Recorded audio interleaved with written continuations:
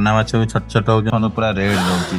आज काली night shift थी, night shift duty सारी रूम को फेरुली। रूम को फेरला बेले पाखापाखि 6:30 बेले परंग पाखे देखिली लोक ग्यादरिंग होती गड़िया पाखे मत लगे बोधे माछ धरा हो कौन कि बाट आगे पड़े जाइए पुणी फेरिकी आसिली।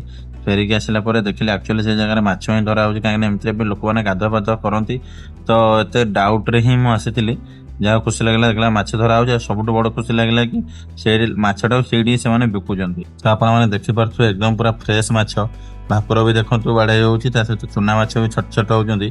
भाई को पचारि रेट के नौ भाई कहले कि भाकुर हो 200 टंका चुना माछ हो 160 टका केजी। एमती भी मार्केट रू आम किणुचे भाकुर माछ 200 के 220 टका नौ जोटा बरफ दिया माछ जना ना से 8 दिन कि 10 दिन तलर मला माछ से खाया पड़ुची बरफ दिया माछ। नूल मोर पाखापाखि आसी 5 वर्ष है रहा मत के मौका मिलनी गाँव में थिला बेले आम तो निजे नईरू माछ धरिकी ही खाऊ तो से मजा अलग ही।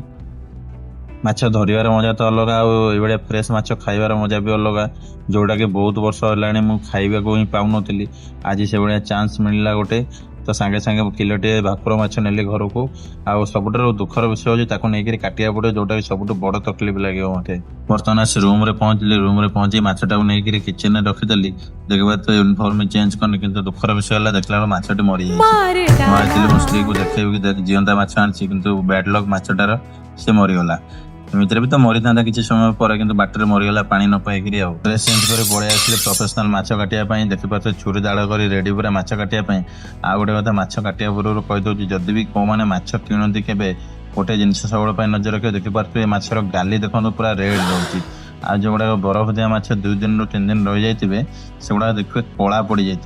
दुईटा जगह माछ चिन्हार गोटे होता आखि आ गोटे होता गाली। गाली ही जना पड़ो एक्चुअली माछ केते पुराना। तापर स्टार्ट होता मोर मेन स्ट्रगल जोटा कहते माछ काति छड़ेबा। एमती से माछ नाड़ पट पट होता कौटू धरबी कौटी छड़ेबी मु भी कन्फ्यूज हो गली। बहुत स्ट्रगल करा पड़ला देखिपे काति छड़ाई कौ पटर एपट छुरी मारला ना हो सेपट मारला बेलू हो। माछ बेपारी मैंने कौन गोटा पटारे कंटा बाड़े गोटा सेटअप तैयारी करते जोटा फटाफट छाड़ी जाए। ये बापरे बाप छड़ेला बेलू मो मुह घर सब पूरा माछ काति बुड़ीगला। गोटे बड़ टेंशन मुंड खराब होगा कौन केमी माछ काति छड़ेबी एपटुआ छड़ेला नखरे पशिज टेंशन सेपटुआ छड़ेला घर सारा पड़ुची कौन करी बहुत टेंशन धीरे धीरे छड़ेली। नखरे पशिजार डर था नखरे वान्स पशिज मैंने जीवन खाली जीवा आसला भाई लगे। आप देखिपे नखरे छड़ेला भी काति आड़े साड़े उड़िकी जाऊे किसी उपाय ना जहाँ हम घर आउे पचे पोछा हम कितु छड़ेबा तो पड़ो कौन कर। बहुत बड़ भूल है नहीं जाते से माछ जन भाउज भी कौन 20 टका नहीं था गाती छड़े दे था काटी था बढ़िया होता कि भूल करदेलु मुझे हाँ मुझे छड़ेदेवी कहीं मुझे तो गोटे वीर पड़ा सब कम मुझे नौटे पकई भावे। तो जहाँ भी हो जमी बहुत स्ट्रगल कर बहुत कष्ट माछ कातिकी छड़ेक माछ को रेडी कली जहाँ जमी कष्ट मष्ट छड़े तो देली माछ काति। तापर आसला तार जो पर गुड़ाक काटा सी आहरी बड़ स्ट्रगल होगा मो ना एपटे कटुची ना सेपटे कटुची ना बाड़ेला बेलू कटुची।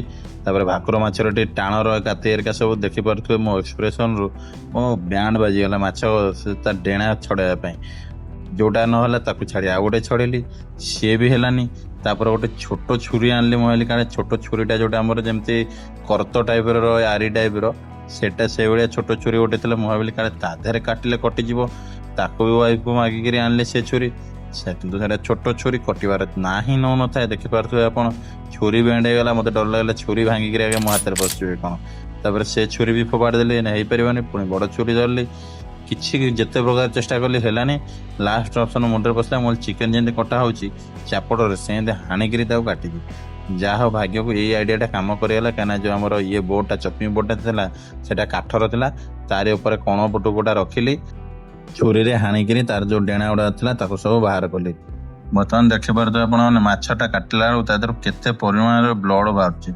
नॉर्मली आम जो बरफ दिया माछ आणु आर 5% कि 10% भी ब्लड बाहर माछटा माने आम केते खराब जिनस सब खाऊे। इमाजिन करंतु 5 दिन 7 दिन 50 जिनस को ही आम बरफ दे रखिकी खाऊे। देखिपे माछटा बर्तमान फ्रेश माछ बोली मु आज काटिली बोली निजे मु जानी पारछु जे केते माने आम गलत जिनस सब खाऊे आजिका डेट रे। तो बाट ना सी खाए जो खाद्य जाए केमी एपटे पड़ा एपट तो बाहर बाहर एपट तो बाट ना कौड़ बाट ना पेट को एपट खाली एपट खाली आसे ताले को पटे जाऊ तू से अंतर नळी जो टाणीलो सेठी बाट न तो पाइप फाइप ताले अच्छे कनेक्शन है ତ ସବୁ ଟାଣି ଫୋପାଡ଼ି ଦେଲ। ମାଛଟିକୁ କାଟିବା ପାଇଁ ମୋତେ ପାଖାପାଖି ଗୋଟେ ଘଣ୍ଟା ଲାଗିଗଲା, ଯୋଉଟାକି ସେ ଦୋକାନୀ ମାନେ 2 ମିନିଟ୍ ଭିତରେ କାଟିକିରି ଫିଙ୍ଗି ଦଉଛନ୍ତି। ସେଇଟା କାଟିବାକୁ ମୋତେ ପାଖାପାଖି ଘଣ୍ଟେ ଲାଗିଗଲା, କାହିଁକି ନା ମୋ ପାଖରେ ସେ ସରଞ୍ଜାମ ଥିଲା। ଆଉ ମୁଁ ଟିକେ ନିଜକୁ ଟିକେ ଅଧିକ ସ୍ମାର୍ଟ ଭାବେ ନା, ମୁଁ ସବୁ ନୋଟେଇ ପକେଇବି। ଦେଖିପାରୁଥିଲି ମାଛକୁ ଲାଷ୍ଟକୁ ହାତରେ ଟାଣିକି ଛିଣ୍ଡେଇ ଦେଲି। ନହେଲେ କିଏ ଏତେ ମେହନତ କରିବ। ଟୋଟାଲି 11-12 ପିସ୍ ମାଛ ହେଲା। ବର୍ତ୍ତମାନ ଖାଇବା ଆସିଗଲା। ମାଛ କାଟି କୁଟିକି ରଖିଦେଇକି ଆସିଥିଲି, ଭଜା ହେଇଗଲା। ପଖାଳ ଭାତ, ମାଛ ଭଜା, ଅଣ୍ଡା ଅମଲେଟ୍। ଏଇଟା କ'ଣ ବିହନ? ପୁଟି। ତୁ ମାଛ ପୁଟି ଖାଉଛୁ? ଛି, ସେଟା ମୁଁ ଖାଇବିନି। ପିଆଜ ଟିକେ, ମାଛଟା ଦେଶୀ ମାଛକୁ ପଖାଳ, ତା ଟେଷ୍ଟ ଅଲଗା ପ୍ରକାର, ନିଆରା ପୁରା। ବହୁତ ଦିନ ହେଲାଣି, ପାଖାପାଖି 4 ବର୍ଷ ଖଣ୍ଡେ ହେଇଗଲାଣି ମୁଁ ଗଡ଼ିଆ ମାଛ ଖାଇନି। ଏଇ ବରଫଦିଆ ମାଛ ଖାଇ ଖାଇ ଜୀବନ ଗଲାଣି। ଆଜି ମିଳିଲା, ନାଇଟ୍ ସିଫ୍ଟ ଥିଲା, ଆସିଲା ବେଳକୁ ଗଡ଼ିଆରେ ମାଛ ଧରା ହେଉଥିଲା। କେଜିଟେ ଆଣିକି ଆଜି ଭାତ ମାଛ ଡାଲିଲା ଆଉ। ଖାଇସାରିକି ଜଷ୍ଟ ଟିକେ ରେଷ୍ଟ କରୁଥିଲି। ସେଲୁନ୍ ବାଲା ଫୋନ୍ କଲା, କାହିଁକିନା ତାକୁ ମୁଁ ସକାଳେ ଫୋନ୍ କରି ପଚାରିଥିଲି ଭିଡ଼ିଓ ଅଛି କ'ଣ। ସିଏ କହିଥିଲା ଫାଙ୍କା ହେଲେ କଲ୍ କରିବି, ତ କଲ୍ କଲା। ପାଖାପାଖି 11:30-12 ବାଜିଲାଣି। କହିଲା ହଁ ଆସ, ଏବେ ଫାଙ୍କା ହେଲାଣି, ଜଣେ ଅଛନ୍ତି, ଜଣଙ୍କ ପରେ ତମ ସିରିଏଲ୍ ପଡ଼ିବ। ଯାଇକିରି ବସିଥିଲି ଟିକେ ସେଲୁନ୍ରେ, ପାଖାପାଖି 15-20 ମିନିଟ୍ ବସିଲା ପରେ ଯାଇକିରି ମୋ ସିରିଏଲ୍ ପଡ଼ିଲା। କାହିଁକିନା ଜଣଙ୍କର ସେ କାଟୁଥିଲେ, ତାଙ୍କର କମ୍ପ୍ଲିଟ୍ ହେଲା ପରେ ଯାଇକିରି ମୋର କଟିବା ଷ୍ଟାର୍ଟ କଲେ। ବର୍ତ୍ତମାନ ହେୟାର କଟ୍ କରିସାରିକିରି ଆସି ରୁମ୍ରେ ପହଞ୍ଚିଲି। ଗରମ ମାନେ ପୁରା ଅବସ୍ଥା ଖରାପ ହେଲାଣି, ବ୍ୟାଣ୍ଡ ବାଜିଗଲାଣି। ଖରା ଯୋଉ ହିସାବରେ ହେଉଛି ମାନେ ଲିମିଟ୍ ବାହାରେ। ଯାଉଛି ଟିକେ ଗାଧେଇବି, କିନ୍ତୁ ଗାଧେଇବି କ'ଣ, ଟାଙ୍କି ପାଣି ତ ପୁରା ନିଆଁ ହେଇଯାଇଥିବ।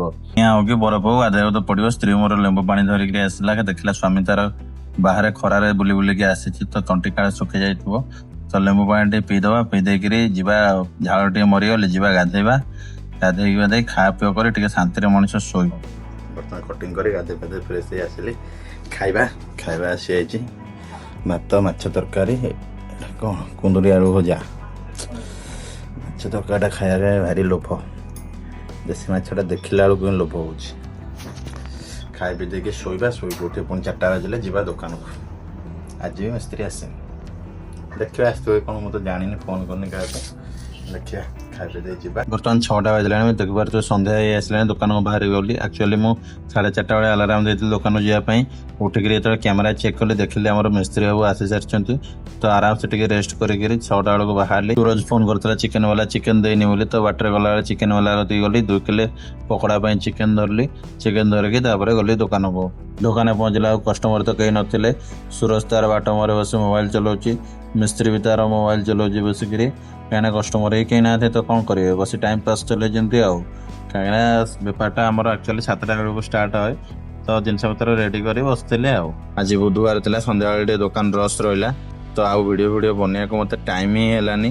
ପାଖାପାଖି 8:30 ହେବ ଦୋକାନରୁ ପଳେଇ ଆସିଲି ରୁମ୍କୁ, କାହିଁକିନା ଖାଇ ପିଇକିରି ଡ୍ୟୁଟି ଯିବାର ଅଛି, ନହେଲେ ପୁଣି ଲେଟ୍ ହେଲେ ଗାଡ଼ି ମିସ୍ ହେଇଯିବ। ତ ରୁମ୍ରେ ପହଞ୍ଚିଲା ଆଉ ପଖାଳ ଭାତ, ସକାଳର ମାଛ ଭଜା, କୁନ୍ଦୁରି ଆଳୁ ଭଜା, ସେମ୍ ଜିନିଷ ଯାହା ସକାଳେ ଦେଲା ସେମ୍ ଜିନିଷ। ଆଉ ସ୍ତ୍ରୀ ମୋର ଡିମାଣ୍ଡ କରିଥିଲା ଟିକେ ଚାଉମିନ୍ ଖାଇବ ବୋଲି, ତା ପାଇଁ ସ୍ପେଶାଲ୍ ଚାଉମିନ୍ ଟିକେ ବନେଇକିରି ଆଣିଥିଲି। ତାପରେ ଡ୍ୟୁଟି ବାହାରିଲି, ଦେଖିପାରୁଥିବେ ଚାଲିକି ଯାଉଛି, କାହିଁକିନା ରୁମ୍ ପାଖରୁ ମେନ୍ ରୋଡ଼୍ଟା ଆମର ହେଉଛି ପାଖାପାଖି 1/2 କିଲୋମିଟର।